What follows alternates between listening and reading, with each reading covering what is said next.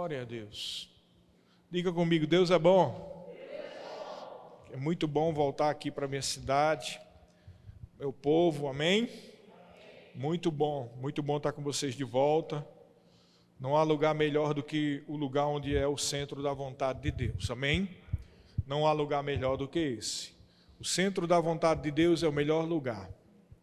Agora, antes da gente começar no tema daquilo que Deus colocou no meu coração, eu preciso dizer mais uma vez aquilo que a gente tem dito tantas vezes aqui.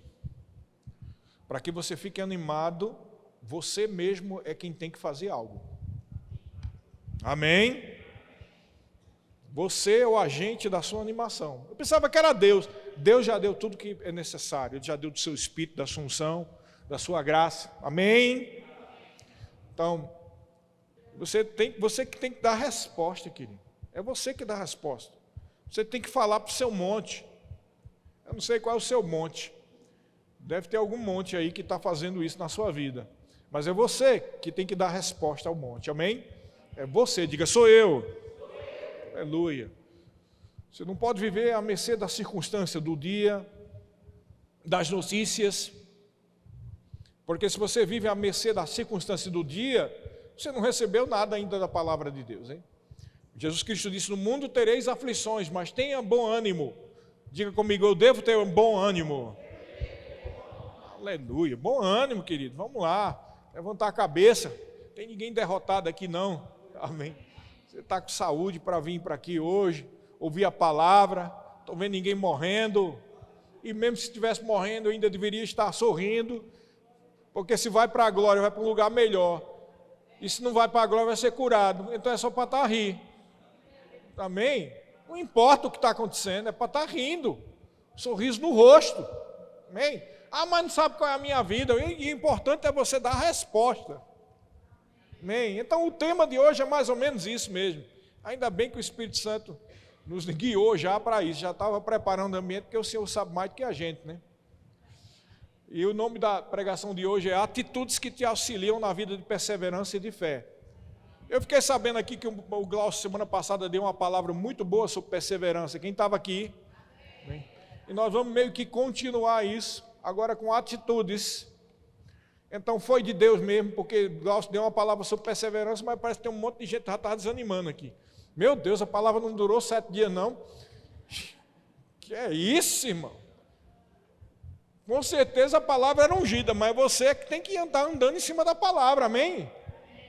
Eu fiquei sabendo que teve testemunho aqui, né? O Arthur, a Nelise, sobre essa palavra, que levantaram eles.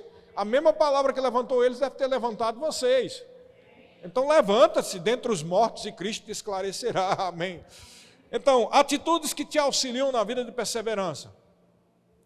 Primeira atitude é que você tem que ver de uma forma diferente. Diga, eu devo ver. É para ver de uma forma diferente. Eu acho que aqui, pelo desânimo que estava aqui, você já estava vendo de uma forma errada, né? Você tem que ver de uma forma diferente. É isso. A palavra de Deus, ela produz uma visão diferente. Porque se fosse para você ver igual o mundo, porque está faltando dinheiro, porque está faltando negócio. Então, o que a palavra de Deus está fazendo na sua vida? Porque a palavra de Deus, ela não só te garante a vida eterna para você ir para o céu, ela não só te garante o batismo do Espírito Santo, mas a própria Bíblia diz lá em Romanos que nós devemos reinar em vida através de Jesus Cristo. E eu te garanto, ficar triste na hora do culto não é reinar em vida não. É meio que morrer em vida. Não importa qual é a notícia que você recebeu, ou o que você esteja passando, eu te garanto que existe provisão da parte de Deus, não só do seu Espírito, mas da sua palavra para levantar você, amém? Para animar você. A gente tem que sair desse nível de esperar que o pastor ou o pregador seja animado para a gente se animar. Porque pastor nem pregador não é animador de auditório, não. A gente não tem unção de Silvio Santos aqui, não. Nem de Gugu Liberato. Porque parece que algumas igrejas são assim, né? O cara tem a unção, eita, faz assim, fala, aí todo mundo, eita, o fogo. Né? E aí, minhas colegas de trabalho? Boa tarde, Silvio! E aí lá vai aquele negócio. A gente não é animador de auditório não, querido. Nós estamos animados pelo Senhor. Amém. Você pode estar pensando, eita, ele veio com fogo todo de cascavel. Irmão, eu passei por muitas dificuldades na minha mente também. Amém? Muitas dificuldades na minha mente. A aula foi maravilhosa, foi o poder de Deus. A aula de consagração foi tremenda. Teve de tudo naquela aula de consagração. Sim, o poder do Espírito Santo. Mas não deixou da minha mente ser bombardeada. E eu tenho que dar resposta à minha mente. Ainda hoje a minha mente foi bombardeada. Então eu estou animado aqui, não é porque eu sou animador de auditório, nem tenho unção de Silvio Santos ou de Gugu Liberato, não. Estou animado pela minha fé. E você deve também, da mesma forma, se animar. Então olha para o vizinho agora e dá um riso para ele. Vai. Isso. Você já prestou atenção que o riso é contagiante, né? Tem uns vídeos aí que passam na internet, uma pessoa dá uma risada pelo outro, todo mundo ri. Então, isso é de Deus, foi Deus que deu esse dom para a gente, amém? Deu esse dom. Duvido você se sentir mal quando está rindo. Pode estar o problema que for, mas quando você está rindo de alguma coisa engraçada, né? Às vezes você está passando no WhatsApp, alguma coisa, aí você vê uma coisa engraçada, aí dá uma risada de, ixi, hoje eu estava precisando disso. Sabe, você precisa do poder do Espírito Santo, porque no poder do Espírito Santo você dá risada, mesmo sem ver algum meme engraçado. Amém? Então a primeira atitude é ver de uma forma diferente. Vamos lá para 2 Coríntios capítulo 4. O versículo que a gente já leu aqui tantas vezes, né? Você vê como o versículo tem que ser renovado e você tem que receber como revelação, porque a quantidade de vezes que a gente já leu esses dois versículos aqui. Então, 2 Coríntios 4, 17 e 18 diz assim: porque a nossa leve e momentânea tribulação produz para nós eterno peso de glória, acima de toda comparação. Então, o primeiro versículo ele está dizendo que a tribulação que ele passava, e você veja que a tribulação deles era bem maior do que as nossas, era perseguição, era morte, era apedrejamento, prisão, perder os bens, o nível era esse. E Paulo, além de tudo isso, sofreu muitas outras coisas, e ele diz que isso é uma leve e momentânea tribulação, mas essa tribulação produz para ele algo que é chamado peso de glória. Mas veja como a gente está muito diferente, né? Eu vou dizer a gente só para botar todo mundo junto no mesmo balaio, como diz no Nordeste, tá? Para não sair julgamento, é a gente. Vamos botar todo mundo. Olha como a gente está. Nós passamos uma tribulação menor e essa pouca tribulação não produz nada, a não ser tristeza para a gente. Desânimo. Mas a tribulação deles era pior e eles estavam animados. Então você tem que sair desse nível da carne, porque Jesus Cristo disse, a carne para nada aproveita. As palavras que eu vos tenho dito são espírito e são vida. A verdade é que o desânimo é subproduto da carne, da carnalidade da pessoa. Porque eu duvido que alguém esteja cheio do Espírito vai estar desanimado.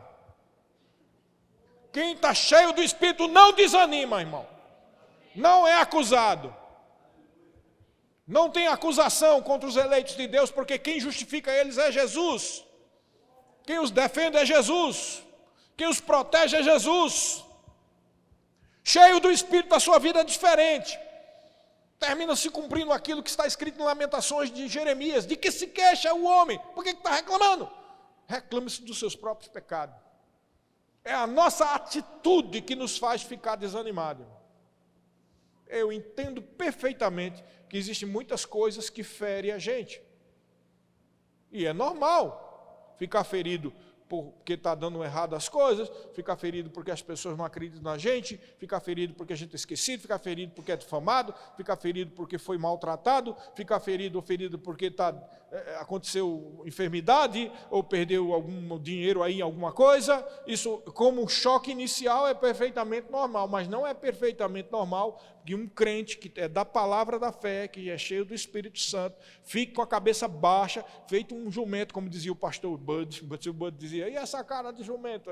Eu queria saber se vocês iam aguentar o pastor Bud, que ele ia dizer isso, essa cara de jumento, irmão. Ele ia dizer desse jeito. Ah? E aí, o que acontece, queridos? Por causa dessa cara de jumento nossa que nós estamos externando, mostra como está o nosso coração. E a gente fica se lamentando, e a gente fica rodando naquele negócio, nunca resolve, porque Deus não age por meio de choro e lamentação, querido. Deus age por meio da fé, diga por meio da fé. Paulo diz aqui, ó, nossa leve momentânea produz para nós um peso grande, eterno de glória, acima de toda comparação. Olha o que ele diz no 18. Não atentando nós nas coisas que se veem, mas nas que não se veem, porque as que se veem são temporais e as que não se veem são eternas. Eu disse que a gente tem que ter um olhar diferente. Essa palavra no original aí grego, para atentar, é escopel, que significa fixar os olhos. Então podia ser traduzido como não fixando os nossos olhos a gente naquelas coisas que a gente vê.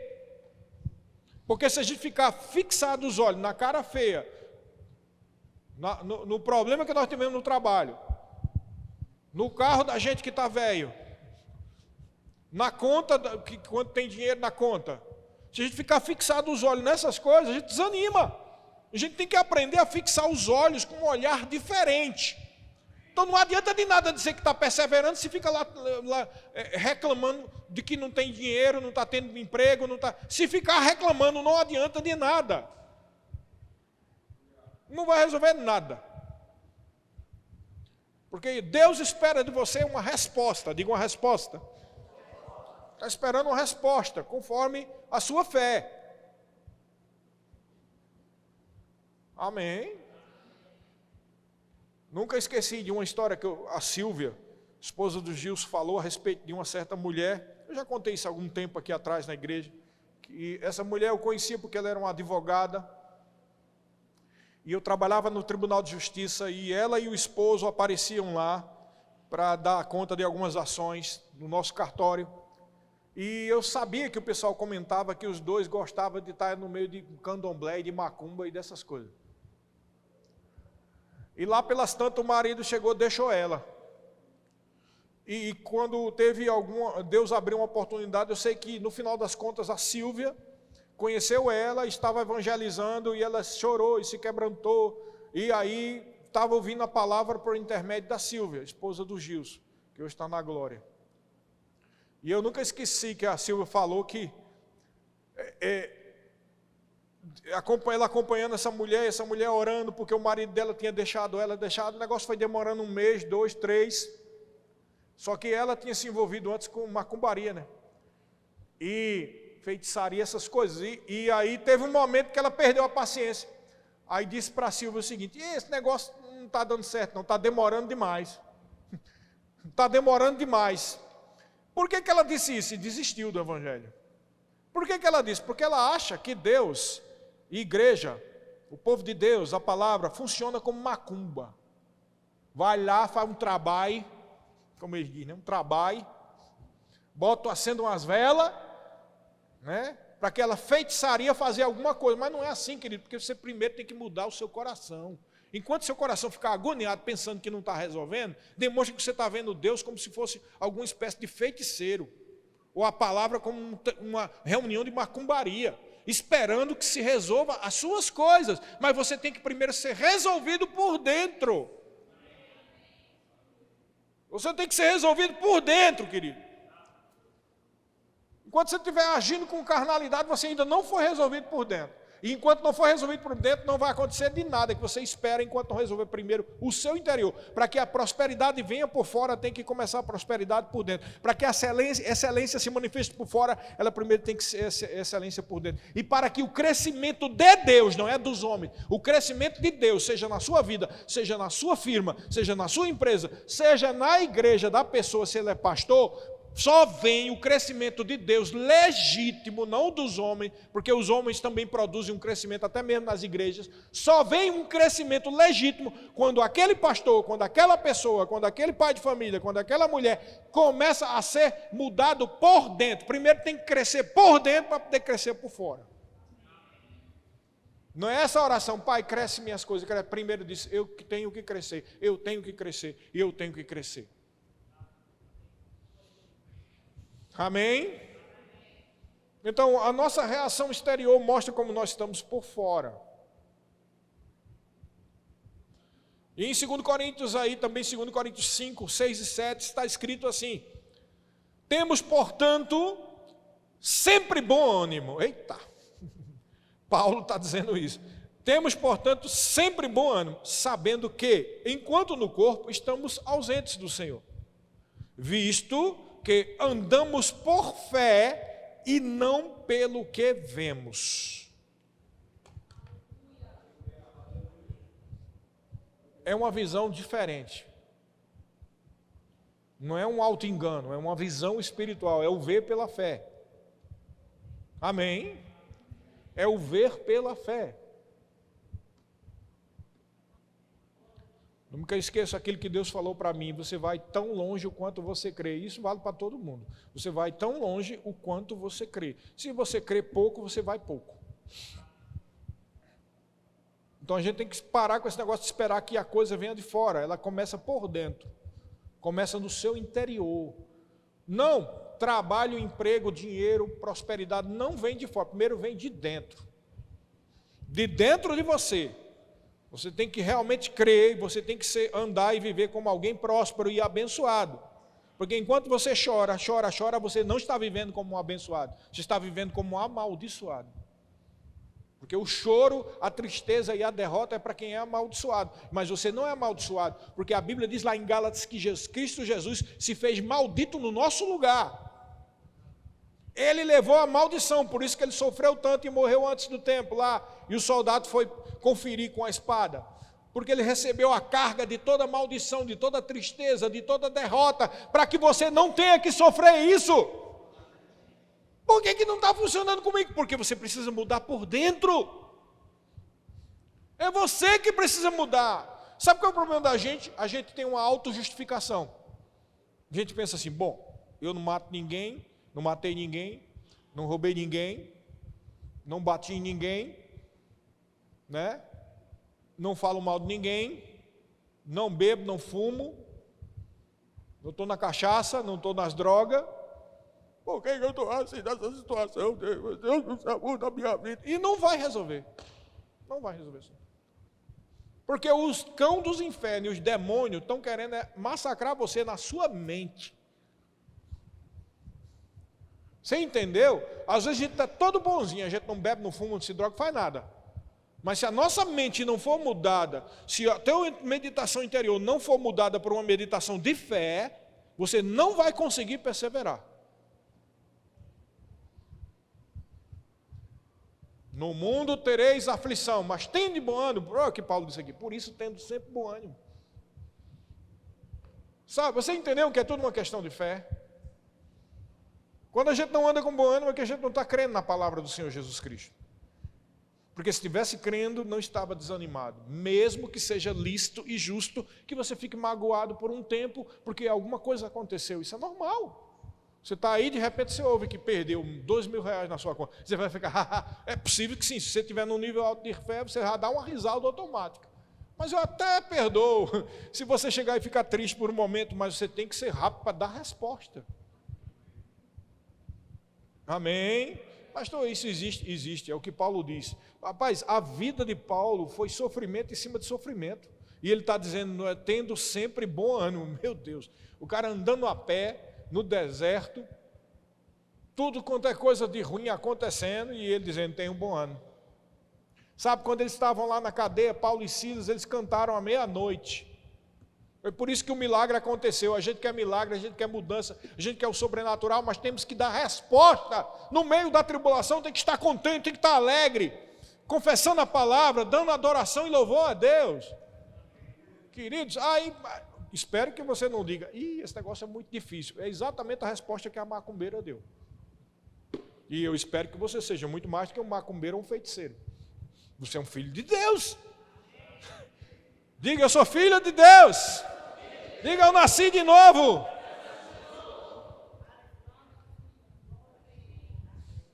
Além de ver, segundo ponto, ande além das circunstâncias. Veja além das circunstâncias, ande além das circunstâncias. Como é isso, pastor? Vamos lá, Provérbios 24:10. Se te mostra fraco no dia da angústia, a tua força é pequena. Eita, versículo duro, hein? Eu me lembro que quando eu voltei ao Senhor em 94, quando eu peguei esse versículo, eu fiquei... tudo quanto está de ruim eu senti. Porque eu estava no fundo do poço em 94, muito ruim mesmo. Minha vontade era ir para a glória. E aí Deus fala comigo isso: se tu está fraco, tua força é pequena. Meu Deus! Se você acha que essa palavra que eu estou dizendo é ilusória ou é dura, imagina você no meio do fundo do poço, tentativa de assassinato contra você, difamação contra você, sem papai nem mamãe que já tinha morrido num acidente automobilístico. Um monte de coisa, parece que coluio de todos os demônios do inferno contra a minha vida. E aí Deus me diz isso? Eu esperava ouvir Deus dizendo uma coisa: oh, meu servo querido, eis que estou contigo neste sofrimento. Mas não foi isso que Deus me disse: se tu está fraco, a tua força é pequena. Às vezes, querido, quando você está já morrendo, é lícito que Jesus faça aquilo que ele fez com Pedro quando ele foi incrédulo.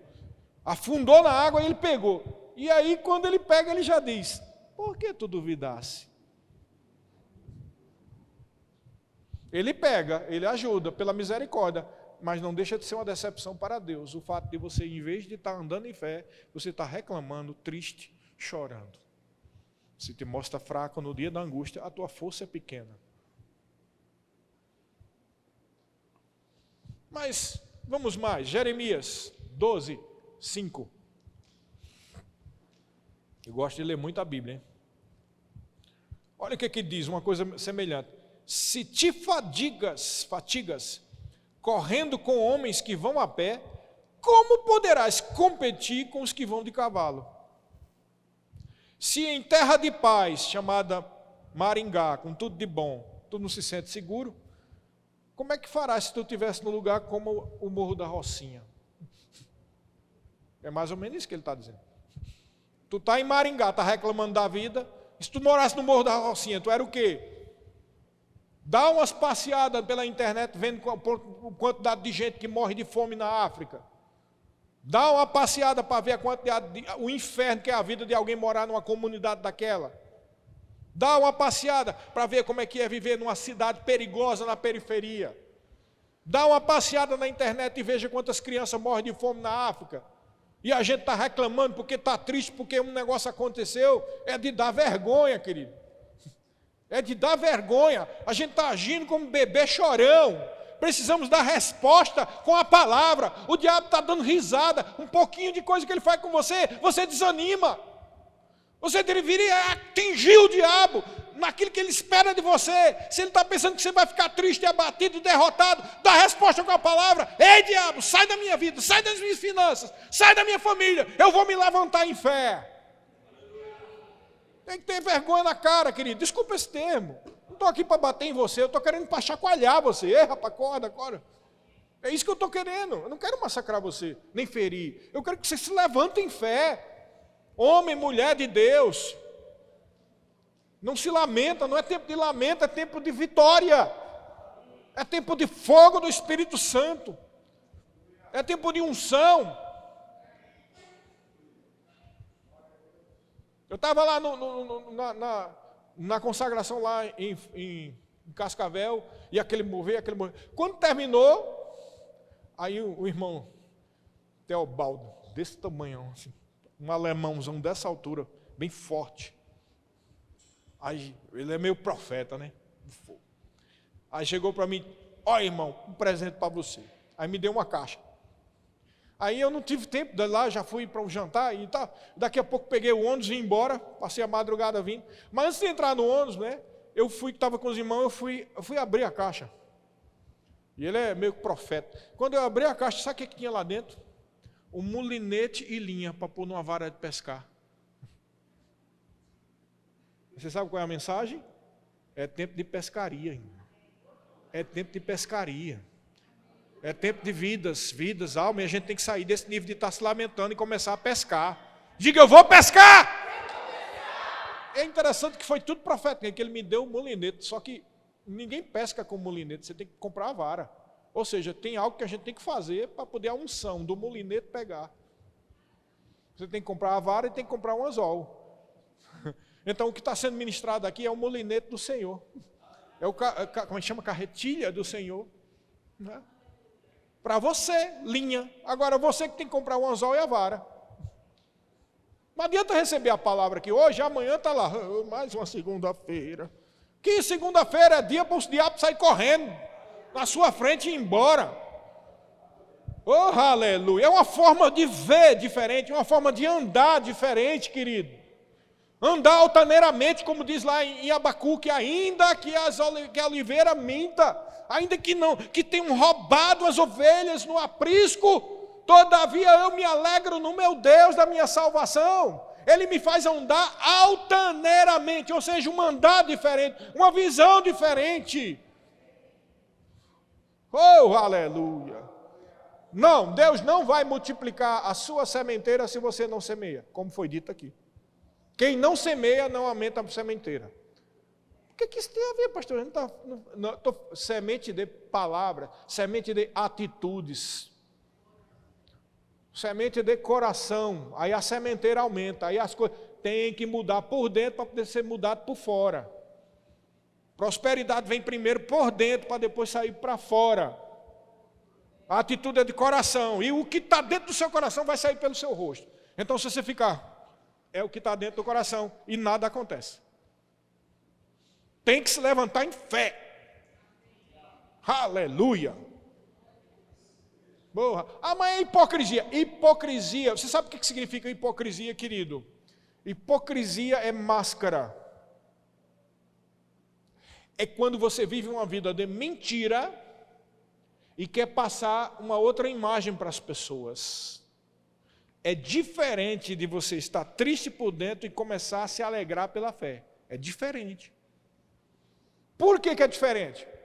Porque a hipocrisia, ela visa atingir o outro, como orgulho. Então, vamos supor, eu quero alguma coisa da Ana, quero um dinheiro emprestado, aí eu estou todo raivoso por dentro, todo carnal, aí eu fico, oi Ana, como é que tá? Isso é falsidade, é hipocrisia. Agora, outra coisa é eu estar por dentro desanimado e triste, e eu começo a rir, não é nem, eu quero nem saber se você vai achar que eu estou simpático ou não. Eu quero me alegrar, me lembrar das coisas da palavra, eu quero ativar os rios da fé, eu quero sair do poço de lama e perdição para colocar os pés sobre a rocha, que é a palavra. Não tem nada a ver com hipocrisia. Amém? Então para com esse engano de Satanás dizendo que está sendo hipócrita porque não ri. Isso é uma mentira. Terceiro ponto, estamos aqui dizendo as atitudes que te auxiliam na vida de perseverança e fé. Terceiro, mantenha-se firme, porque o Senhor é contigo. Josué 1:9 diz assim, aleluia, Deus é bom. Josué 1:9 diz assim, não te mandei eu, seja forte e corajoso, não temas nem te espantes, porque o Senhor teu Deus é contigo, por onde quer que andares. Diga, Deus é comigo. Também em Romanos capítulo 8, versículo 31 e 32 diz assim, que diremos, pois, à vista dessas coisas? Se Deus é por nós, quem será contra nós? Aquele que não poupou seu próprio filho, antes por todos nós o entregou, porventura não nos dará graciosamente com ele todas as coisas? Então mantenha-se firme. O Senhor é contigo, mulher, homem. O Senhor é contigo. O Senhor te pegou na mão, Ele não vai soltar. Agora a gente tem que parar de ser medroso e confiar em Deus. Parar desse pensamento de, eu não sirvo para nada, eu não dou para nada, eu não tenho sorte, nada está... Não, para com isso em nome de Jesus. O Senhor é contigo. Essa é a terceira atitude. A quarta atitude, manter um coração grato. Querido, esse negócio de estar reclamando da vida não vai dar bom. Não vai dar certo. Vai dar mal. Não reclame da vida. Não reclame de nada. Tenha um coração grato. Não murmure. Tal da comparação é que arrebenta tudo. A gente sempre se compara com alguém. E quando se compara, sempre vê que está pior. Não adianta de nada, porque tem gente melhor do que você e tem gente pior. É uma fila enorme. Então, essas comparações só adianta se fosse comparar com Jesus. Comparação não adianta de nada. Tenha um coração grato, não murmure. Ó, eu não vou ler tudo aqui, mas só se você está anotando aí, tem muitos textos aqui que falam sobre ter um coração grato e dar ações de graça. Efésios 5, do 3 ao 4, Efésios 5, 20, Filipenses 4, 6, Colossenses 2, 7, Colossenses 3, 17, Colossenses 4, 2, 1 Tessalonicenses 5, 18, 1 Timóteo 2, 1. Então vou ler aqui 1 Tessalonicenses 5, 18. Em tudo dai graças, porque essa é a vontade de Deus em Cristo Jesus para convosco. Qual é a vontade de Deus? Diga, ter um coração grato. Diga, ações de graça. Você não vai, eu estou dando graças a Deus por causa dessa doença. Não, não é assim. Eu estou dando graças a Deus porque mesmo tendo essa doença, mesmo o diabo tendo feito isso, mas eu dou graças a Deus porque a minha cura está se manifestando. Eu dou graças a Deus porque o Senhor está comigo. Eu dou graças a Deus porque eu sou filha de Deus. E o Senhor pegou na minha mão e não vai soltar. Dou graças a Deus porque eu estou passando por essa tribulação, mas vou chegar no outro lado, na margem, logo, logo, porque o Senhor está comigo. Eu dou graças a Deus porque eu sou curado. Dou graças a Deus porque sou abençoado. Esse é o olhar diferente, o caminhar diferente. Tem que ter ações de graça, querido. Sabe por que a gente fica triste? Porque a gente está ingrato. Estamos há 50 anos que eu tenho, e eu pensava que eu ia chegar em tal ponto, mas não cheguei nem na metade. Aí fica com esse negócio. Não resolve nada. Não vai resolver nada, porque o que você precisa é algo sobrenatural. E o sobrenatural só vai se manifestar pela fé. O sobrenatural só vai se manifestar quando você agir conforme os preceitos do Senhor, conforme a palavra. Você veja que a ação de graça é tão poderoso, que a ação de graça faz parte do pacote para o enchimento do Espírito. Em Efésios 5, do 18 ao 20, diz assim: não vos embriaguei com vinho, no qual há dissolução, mas enchei-vos do Espírito. 19 diz, falando entre vós, com salmos, entoando, louvando de coração ao Senhor, com hinos, com cantos espirituais, que é cantar em línguas, ficando sempre reclamando de tudo. É assim que está escrito aí? Não. Dando sempre graças por tudo a nosso Deus e Pai, em nome do Senhor Jesus Cristo. Se não tiver um coração grato, não se enche do Espírito. Amém? Oh, aleluia, glória a Deus. Uma outra coisa, uma outra atitude que você precisa ter: uma vida de louvor e adoração. Então, antes da gente ler aqui, vamos recapitular. Primeiro, ver diferente. Diga, ver diferente. Andar diferente. Diga, andar diferente. Diga, manter-se firme. Ter um coração agradecido. E a última é uma vida de louvor e adoração. O louvor e a adoração vai tirar a sua mente da reclamação. O louvor e a adoração vai levar você a uma vida de gratidão. E louvor e adoração não tem nada a ver com cantar no grupo de louvor. Pelo contrário, tem muita gente ingrato, seco, carnal, que às vezes está tocando. Não estou dizendo aqui do grupo da gente não, né? Mas só que eu tenho convivência com o grupo de louvor desde 1980. E o que eu mais vi foi gente carnal dentro do grupo de louvor. Gente braba, gente triste, gente com pensamento de prostituição, confusão, briga, tudo isso em todos os tipos de grupo de louvor que eu participei. Grupo coral, eu já participei de ensaio, onde foi jogada uma guitarra no chão para quebrar. Já participei de bate-boca. Já vi gente se desviando em grupo de louvor. Já vi de tudo. Então, vida de louvor e adoração não tem nada a ver com isso aqui, não. Deveria, mas não tem. Por quê? Porque é exatamente a mesma coisa que eu falei sobre prosperidade. Primeiro tem que começar por dentro, para ser por fora. Primeiro você tem que viver uma vida de adoração por dentro, para poder por fora. Então, a música, ela é meramente uma ferramenta. Às vezes a música, em vez de melhorar, atrapalha você. Como assim, pastor? Você chega aqui, a minha vida está uma desgraça, meu Jesus, tem misericórdia de mim. Aí, tu é digno de tudo, a pessoa,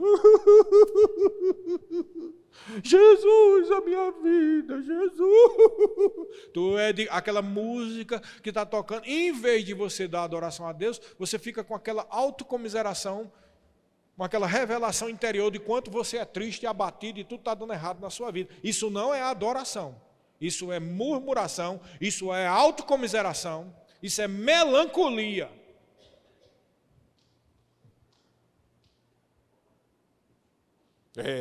Eu estou falando, está aqui alguém que está há 30 e tantos anos dentro de igreja, 37 anos, já fui ministro de louvor de várias igrejas, e já fiz essas mesmas besteiras, então estou dizendo, não só porque está na Bíblia, mas também com experiência na minha vida. Amém? Oh, querido, Deus não recebe adoração de melancolia. Deus não recebe adoração desse tipo, a não ser que seja um arrependimento. É diferente. Você se arrepende, está diante de Deus, aí adora, com um coração grato. Mas esse negócio de estar lembrando das coisas ruins que passam na sua vida, no momento da adoração, não é adoração. Tenho experiência de muitos anos. Não é adoração. Adoração, queridos, o que é adoração? É estar diante da face do Deus Todo-Poderoso, reconhecendo que sem Ele você não poderia fazer nada, reconhecendo que é a santa presença de Deus, reconhecendo diante da Shekinah, da glória de Deus, que Ele é Deus Todo-Poderoso. Esse é o momento de se quebrantar, esse é o momento de se ajoelhar, esse é o momento de reconhecer a presença de Deus. Não é momento para estar reclamando de quão triste você é. Entendeu, queridos? Por isso que a música às vezes atrapalha, porque a música pode ser um instrumento da sua melancolia.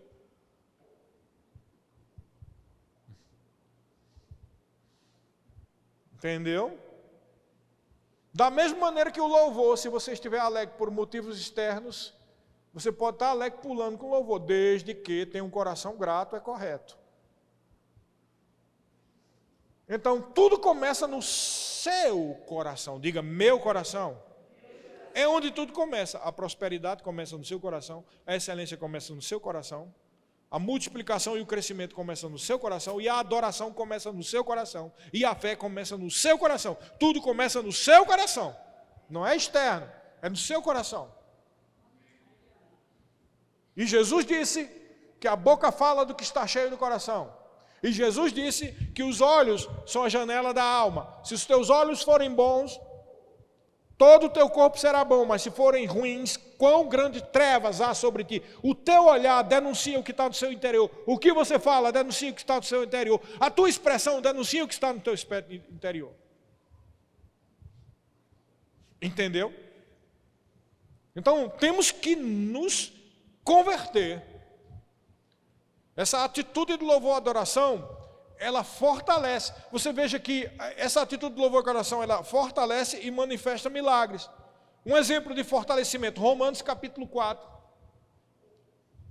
Romanos capítulo 4, versículo 18 ao 21, diz assim: Abraão, esperando contra a esperança, creu para vir a ser pai de muitas nações, segundo lhe fora dito, assim será a tua descendência. E sem enfraquecer na fé, embora levasse em conta o seu próprio corpo amortecido, sendo já de 100 anos, e a idade avançada de Sara, ou seja, ele sabia que ele naturalmente não poderia ter. Não duvidou, versículo 20, não duvidou por incredulidade da promessa de Deus, mas pela fé se fortaleceu, dando glórias a Deus. Ele usou a fé para dar glórias a Deus. Ele usou a fé, não era para estar com cara de jumento. Ele usou a fé para exaltar o Deus Todo-Poderoso. Ele usou a fé para, mesmo sabendo que não tinha força nenhuma, engrandecer o Deus Todo-Poderoso. Sabe como é o nome disso? Louvor e adoração. E aí essa convicção gerou algo nele, que é o que o versículo 21 diz: estando plenamente convicto de que Deus era poderoso para cumprir o que ele prometera.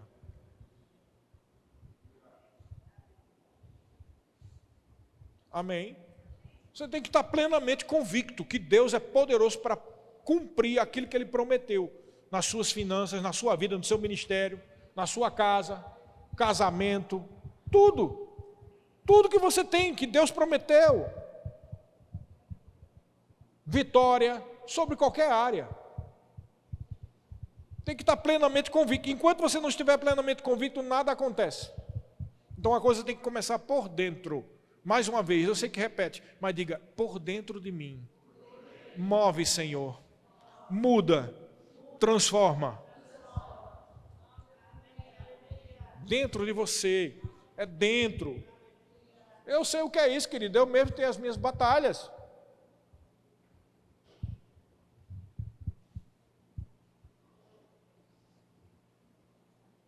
Amém? Eu tenho as minhas batalhas interiores. Coisas que precisam ser suplantadas. Mas eu tenho que me levantar em fé, dar glórias a Deus, mesmo que no natural nada esteja acontecendo. Amém?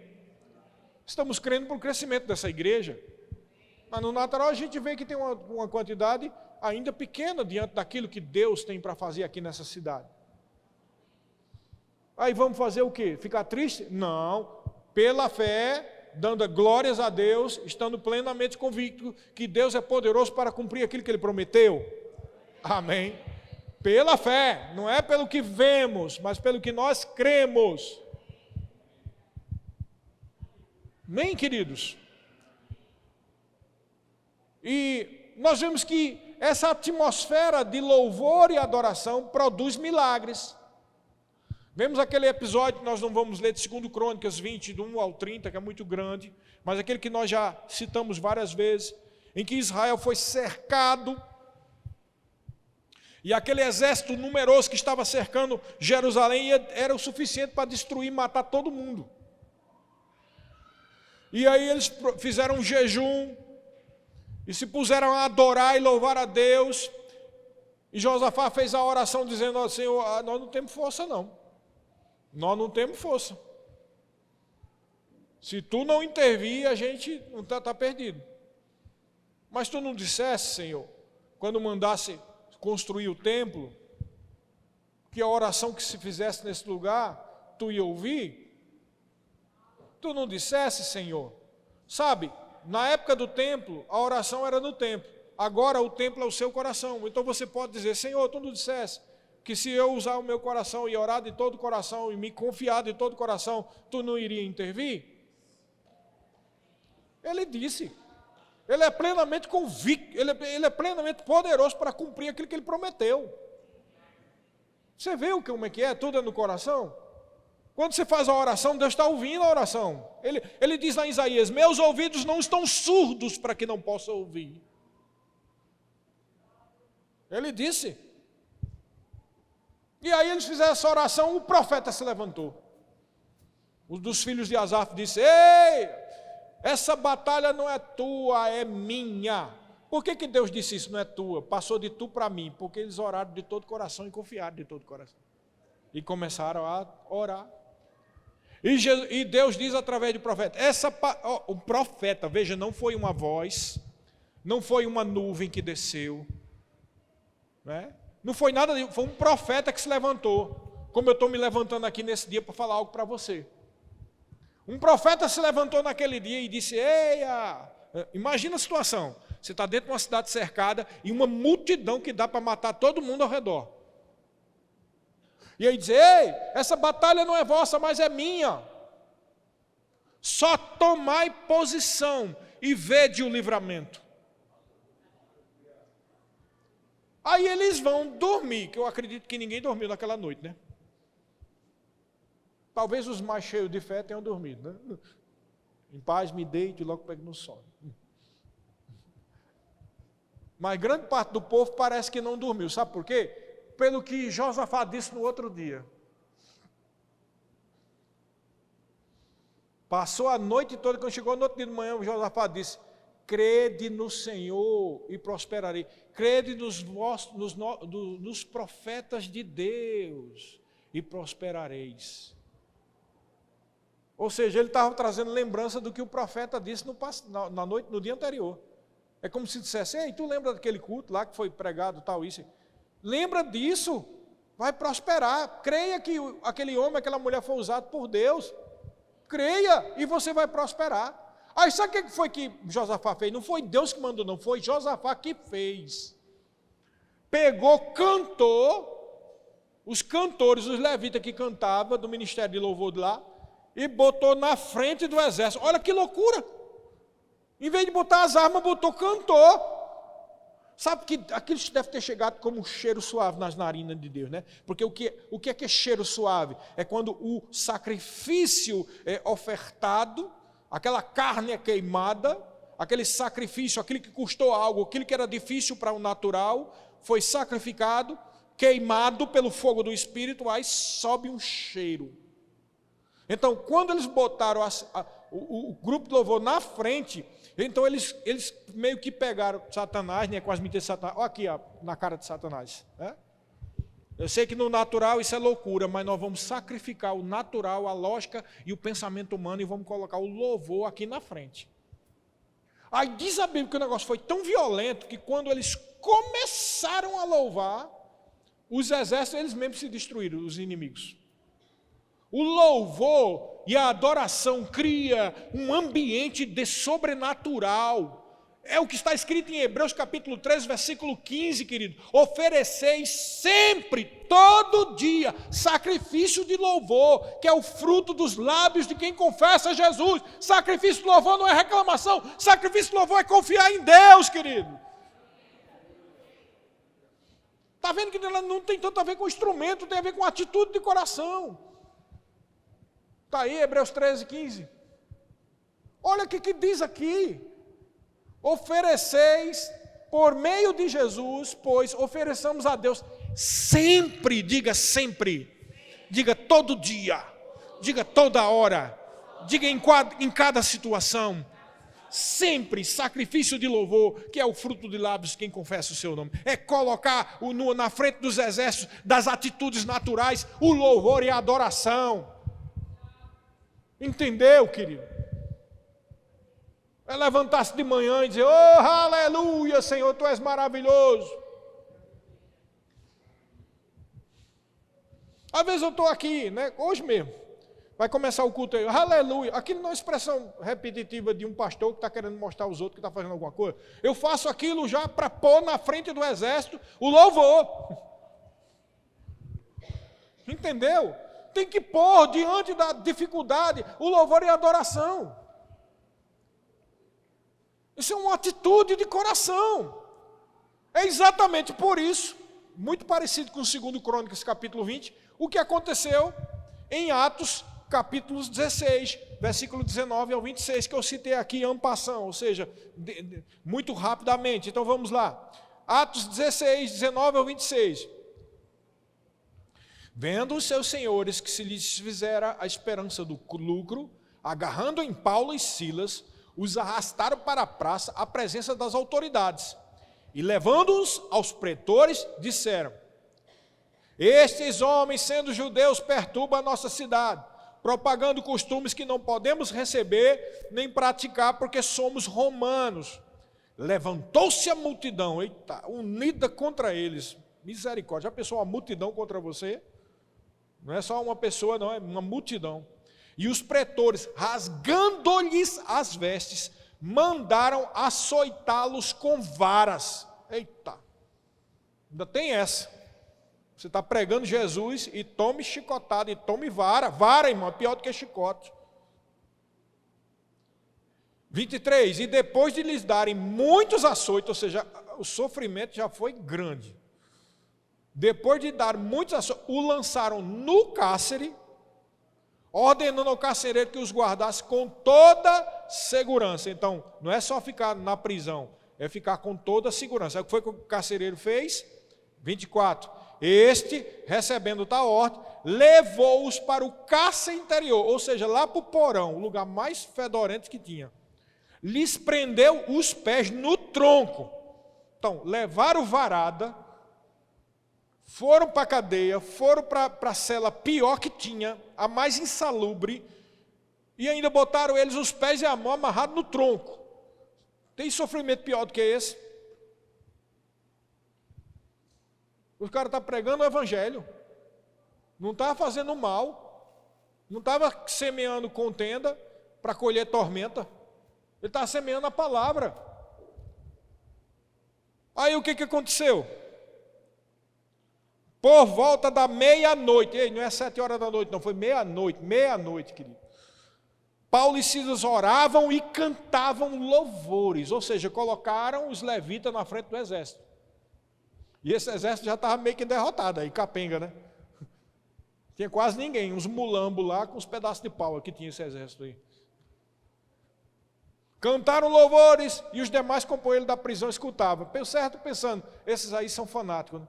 Esse povo aí do Verbo da Vida é tudo fanático. Qualquer coisinha é correndo para um lado para o outro. É uns fanáticos, coitado. Não está vendo não que a gente está tudo preso aqui? Passando problema, todo mundo, uma crise financeira, e esses fanáticos aí louvando a Deus. É mais ou menos isso, querido. De repente, versículo 26, de repente, eita aleluia, sobreveio tamanho terremoto. Ele não disse que sobreveio um terremoto, ele disse que veio um tamanho, ou seja, um negócio grande. Terremoto que sacudiu os alicerces da prisão, meu amigo. Abriram-se todas as portas e soltaram-se as cadeias de todos. Terremoto de Deus se manifesta com louvor e adoração, mesmo em meio à angústia. Não vai mudar se não tiver essa atitude. Amém? Então, estas são as atitudes para auxiliar você numa vida de perseverança e de fé. Primeiro, ver além das circunstâncias. Segundo, andar além das circunstâncias. Terceiro, manter-se firme, porque Deus é contigo. Quarto, manter uma vida de gratidão, ou ter um coração grato. E quinto, andar numa vida de louvor e adoração. Se não andar assim, não consegue perseverar. Não consegue. Entendeu? Então, eis que o Senhor é contigo. A unção do Espírito Santo está sobre a tua vida. O que é necessário para viver uma vida de vitória está sobre a sua vida. Nesses dias que você tem vindo aqui, que vocês têm participado desses cultos aqui nessa igreja, vocês têm recebido uma porção da palavra suficiente para manifestar milagres na sua vida. O que eu estou dizendo agora está saindo como palavra, mas palavra de Deus, já carregada de unção. Quem recebe? Receba. Haja conforme essas palavras. Pratique essas palavras. A unção do Espírito Santo vai ajudar você despedaçando os jugos. É necessário ter atitudes condizentes com a fé, atitudes que são correspondentes com a palavra, respostas o tempo de refrigério que Deus está derramando sobre a sua vida. Oh, aleluia! Há uma unção sobre você, há um poder, há uma graça, há uma glória sobre a sua vida. Eu quero que você feche os seus olhos e nós vamos orar uma oração para todos. E eu quero que você concorde com essa oração. Paizinho querido, estamos aqui nessa noite. Nós cremos que a Tua palavra foi lançada, a divina semente, e foi lançada nos corações de todos os que estão aqui. O Senhor vem com o Teu Espírito aguar essas sementes.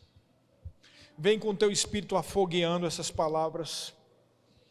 Vem com teu Espírito trazendo frutificação.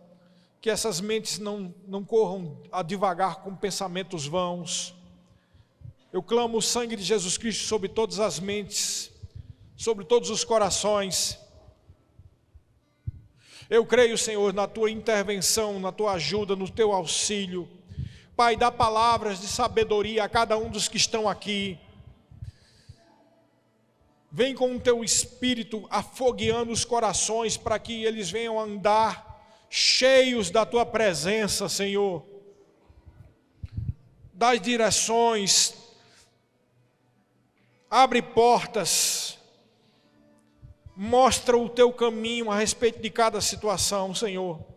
Nós clamamos por isso. Nós declaramos, Pai, e sabemos que tu és poderoso para cumprir o que tu prometeste. E a tua palavra diz que a tua palavra não volta vazia, mas volta para ti para cumprir aquilo que tu determinaste. E eu sei que a tua perfeita vontade, a tua palavra, é que todos cresçam, que todos prosperem, que todos sejam cheios de saúde. Eu declaro em nome de Jesus Cristo que essas palavras se cumpram na vida dos meus irmãos, na vida de todo aquele que crê e que vai agir conforme o que crê. Em nome de Jesus. Que eles vejam de uma forma diferente, que eles andem de uma forma de fé, que eles mantenham-se firmes em Ti, Senhor, que eles tenham uma vida de gratidão, que eles tenham uma vida de louvor e adoração. Em nome de Jesus eu declaro isso. Nós cremos, nós concordamos, rendemos graças a Ti, pelo Teu agir, pela Tua intervenção, pelo Teu Espírito, pela Tua palavra. Oh, aleluia, em nome de Jesus. Amém.